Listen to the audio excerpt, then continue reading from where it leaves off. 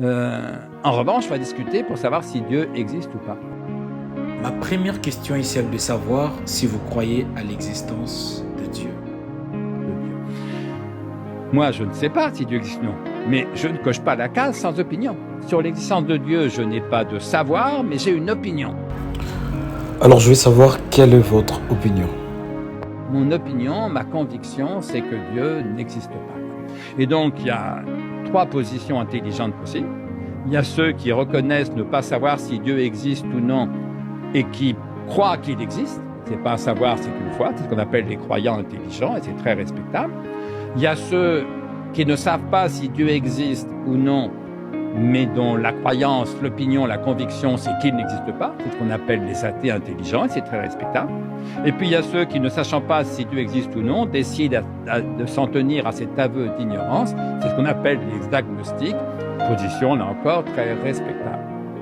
Alors, tel que je le présente, on pourrait croire qu'au fond, les diagnostics, quand même, sont plus raisonnables. Dieu existait-il réellement?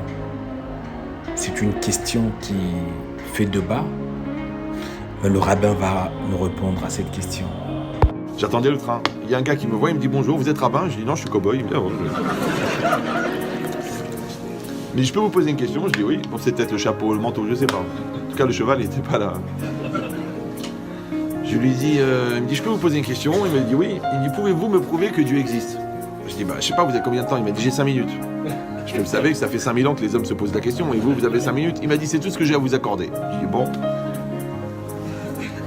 Je dis ok, on y va. Je dis vous existez vous?